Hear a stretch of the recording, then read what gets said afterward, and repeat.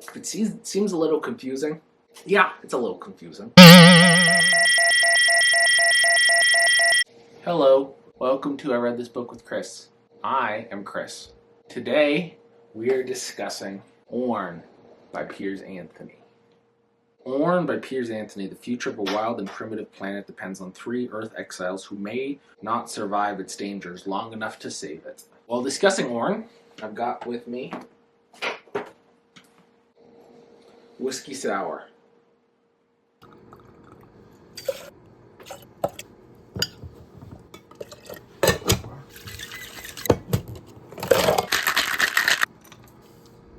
Definitely not the best one I've made. It's not bad.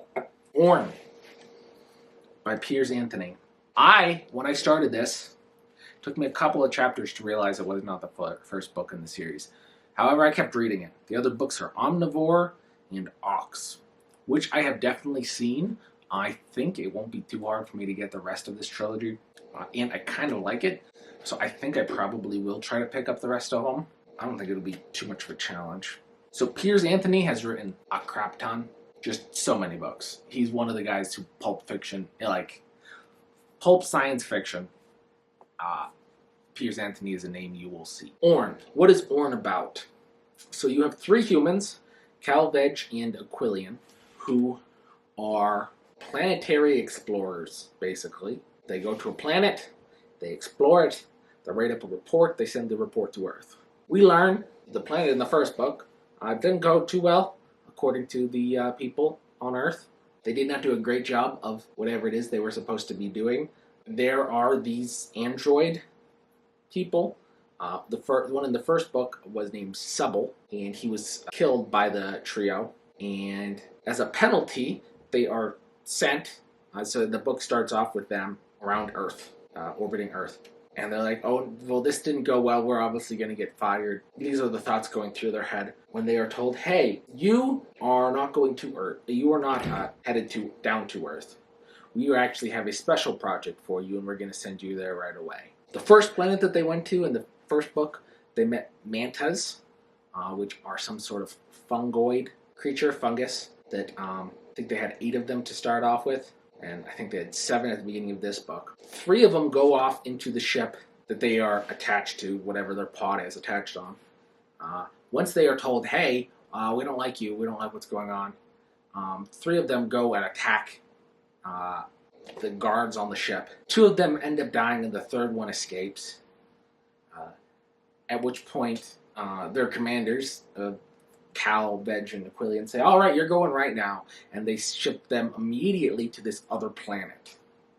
They end up learning that this other planet is Earth at a earlier time period. Time travel is ruled out, and they realize this is not time travel. This is some sort of parallel dimension that is very similar to Earth, but shifted linearly. So they go back to a period on Earth millions of years ago. They realize this is the time period after the dinosaurs are supposed to be there.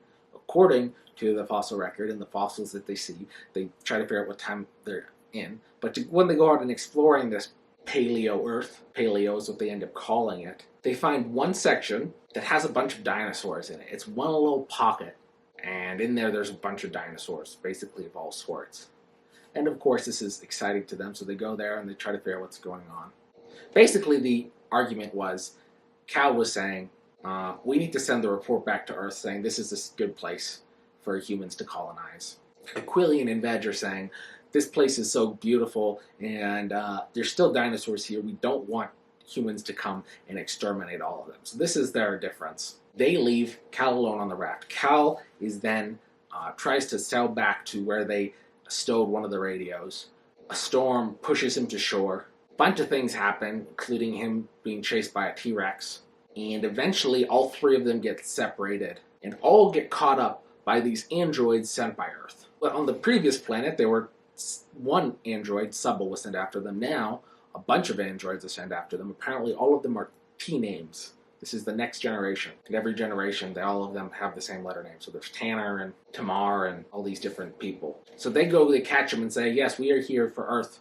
We're going to allow humans to come and colonize Paleo, this prehistoric Earth. Our 3 humans now realize, hey, we don't want this to happen. And there were 4 fungi of these manta who came to this planet. 2 of them kill themselves so that they can mate and then send their spores across the earth. And the other 2, and Aquilian, come back, and they're all trapped here. And they all get taken by the androids, are going to get shipped back to Earth. It seems a little confusing. Yeah, it's a little confusing. And the title of this book, Orn, so we go from chapter, or we're from Cal's perspective, then we're from Orn's perspective, then we're from Ved's perspective, and from Orn's perspective. Orn is a giant flightless bird who has some sort of racial memory, because when he was born, his parents were dead, and by himself he was not taught at all. So he has some sort of figuring that other birds of his species don't have. And so he's this giant ostrich basically running around. He finds a mate.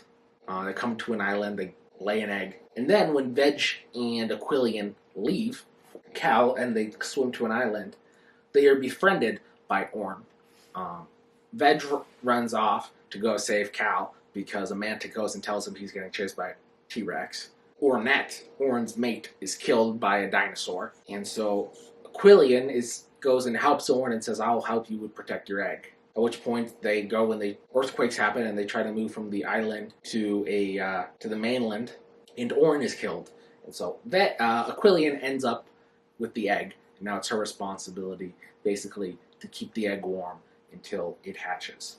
Alrighty, that's Orn. That's the plot. What I really want to talk about in this book is a little concept called epistemic humility. Philosophical term, basically saying, so humility is recognizing that you are not all that, right? Someone who's humble recognizes they are not perfection. Humble being the opposite of arrogant. Humble, epistemically, is about knowledge. Realizing you do not know everything. And I think this book is a great example of how to not have epistemic humility. Why do I say that? 1, the science is all wrong. So this book was written in the was published in 1970. So written in 69 or whatever it was. Back then, they did not know that dinosaurs are related to birds. They thought dinosaurs were reptiles, were lizards. Dinosaur meaning thundering lizard, thunder lizard, right? Dinosaurs aren't thunder lizards. They're closely related to more closely related to birds than they are to reptiles. And throughout this whole book, if you know anything about dinosaurs, about what we now say we know about dinosaurs, you recognize this this issue that people say, hey, they're reptiles, they aren't. Okay, that's not a big deal. Science changes over time. Once they get there, they figure out we need to get to an island, to land. The closest land is an island, not too far. Perfect. They go there. What does Cal start doing once he gets to the island? He starts looking at shells. What sort of creatures do we have on this island? And he realizes, based on the shells of the one island that they landed on, he knew exactly what time period they were in. So and how does he know this? Because he has great memory of all of the fossil records, apparently. He knows fossils. And I found this funny because his knowledge is so precise because of the knowledge of fossils. And yet, as I'm reading this book, and we follow Orn, and Orn calls all of the dinosaurs, he doesn't call them dinosaurs, he calls them reps. Rep being short for reptiles. And then all the birds, he calls aves. All the mammals, he calls mams. Right? He's a bird. Simple mind. Smart mind, but still simple. He doesn't need all these extra things to it. Reps, aves, mams. Except the reps aren't reps. They're dinosaurs. Based on the knowledge they had at the time, they misclassified. That's the right word. That's actually technically the word. They misclassified what dinosaurs were. But with that same knowledge, he knows exactly, to the million, what time they landed in. Which I found funny. Science is only as good as the science is. Especially, we know this recently, where all sorts of people who say they are scientists, who say they have knowledge, act in political ways which makes it hard for us to know whether or not what they are saying is accurate. And when we look back at the history of science, we see some things of what they thought were true, and some things that they thought were true are not true. Piers Anthony, knows about this concept of epistemic humility and is trying to show it as well. He's trying to say, you may think you know something, but you're not all the way there, right? There's a couple examples of that. One is these mantas that are traveling with them. They are funguses. They are from this other planet that were fungus, but they are fungus that have consciousness, that can fly, that can communicate, that have some sort of sentience to them.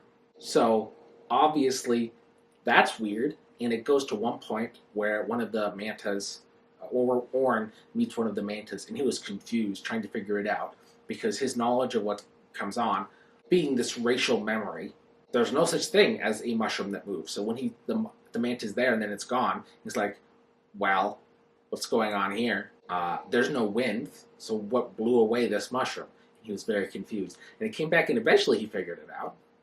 But he realized he didn't have the right knowledge in order to know what was going on in the world. But he was able to figure it out.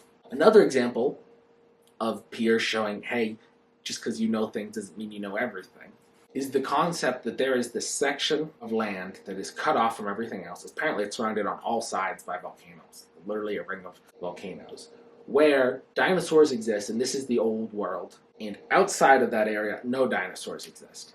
Cal is very confused. Why is this going on? And yet, it was not very hard for Aquilian, because she knows she doesn't know everything. So she's like, why are you so surprised by this? Why do you think, just because things are supposed to happen according to your knowledge of the fossil record, one, we haven't dug up everywhere, haven't found every fossil. Two, if it was just a small section that had dinosaurs left in it, maybe you haven't found that section. Maybe that section went underwater. You don't know what's going on here. So this is what's real. So how about we just follow that and not your flawed theory that you were basing things off of before? With this concept of not knowing what you don't know. The end of the book happens. So, recap. Cal and Veg are together on a ship controlled by these androids.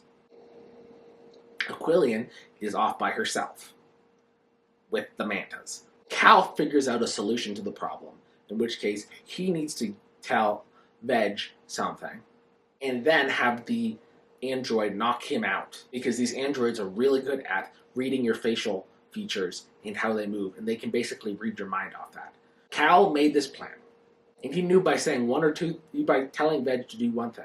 If Veg told the manta that, and the manta told Aquilian that, Aquilian would know not to trust these people. So then she tells two of the mantas, hey, you guys need to die in order to reproduce. We can then go spread your spores around. So Cal also knew that the androids would then go and burn the whole valley, which will kill the spores and also the dinosaurs and everything else in the valley in a very violent way. And he also knew that some spores would escape, and these spores that would escape would then go and create other mantas on this planet, and it would be good enough where Palea would no longer be colonized. He knew this, even though he has very little to start it off with. It's literally him saying one thing and then getting knocked out. That is his action. And his action is going to create this whole thing where Paleo can no longer be colonized. But he's already shown that he does not know everything. He did not know that dinosaurs could exist in this time period. Because according to the science, according to the knowledge that he had, it couldn't.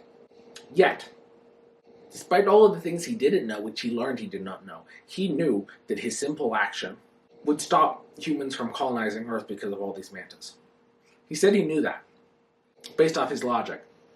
And yet, he already knows he doesn't know everything. This is epistemic arrogance.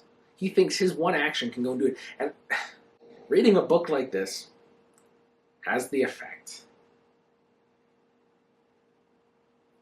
Makes me realize I do not know everything that I think I know. I need to be more humble with what I think I know. When I was a 14-year-old boy, 14-year-old boys know everything. And the older I've gotten, now that I'm 29, twice as old as that 14-year-old boy, all the 14-year-old boy's life I've lived a second time, and I realize how little I do know. Not that I'm saying, hey, science is bad. Science, we've learned quite a bit. The fact that he's going off of science, every time you read an old science fiction book, it's going to be based off science, some of which is bad. But the fact that dinosaurs are called reptiles throughout the whole thing just kept that idea in the top of my mind. Maybe in a way that it probably wouldn't if it had been about something else, or if he just hadn't called them, if he just mentioned a couple times, oh, these reptiles. But then you didn't constantly go back to Orn calling them reps, repetitively calling them reps. I'm going to find the other books in this series and I'm going to try to read them. Because this is the stuff I like. The characters don't have a whole lot of depth. The world isn't super exciting. And yet,